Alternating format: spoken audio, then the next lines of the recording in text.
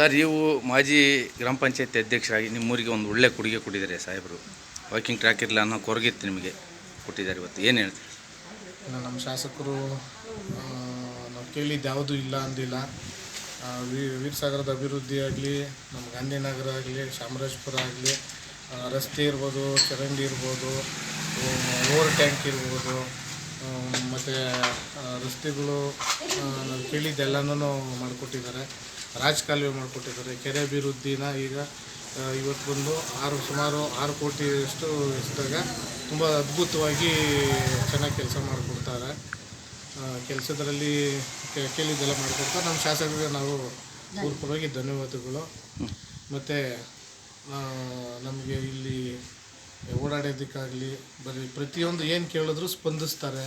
ಅದೊಂದು ಖುಷಿ ವಿಚಾರ. ನಾವು ಅವ್ರ ಜೊತೆ ಇದ್ದೀವಿ ಅನ್ನೋದೇ ಒಂದು ಹೆಮ್ಮೆ. ಹಾಗಾಗಿ ಭಾಳ ಖುಷಿ ಆಗುತ್ತೆ. ಕೆಲಸ ವಿಚಾರದಲ್ಲಿ ನಮ್ಮ ಶಾಸಕರದ್ದು ನಾವು ಹೇಳೋದೇ ಬೇಡ, ಕೆಲಸ ಮಾಡ್ತಾರೆ ಅಂತಿದೆ. ಮತ್ತು ಏನು ಬೆಳಿಗ್ಗೆ ಬಂದಾಗ ಮಾತಾಡಿದ್ರು, ಬಾಂಗ್ಲಾದೇಶದವ್ರು ಬಂದಾಗ ವಲಸಿಗರು ಬಂದಿದ್ದು ಆ ವಿಚಾರ ಎಲ್ಲನೂ ಮಾತಾಡಿದ್ರು. ನಮ್ಮ ಯಲಹಂಕ ಕ್ಷೇತ್ರ ಮತ್ತು ಹೊರತುಪಡಿಸಿ ಆಚೆಗಡೆನೂ ಭಾಳ ಕೇರ್ ಮಾಡ್ತಾರೆ.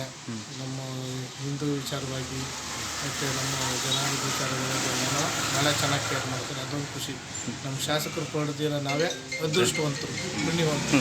ತಮ್ಮ ಹೆಸರಣ್ಣ? ನಾಗೇಶ್, ಮಾಜಿ ಅಧ್ಯಕ್ಷ, ಇದು ಹೆಸರುಘಟ್ಟ ಹೋಬಳಿ ಅಧ್ಯಕ್ಷರು, ಎಸ್ ಸಿ ಮೋರ್ಚಾ.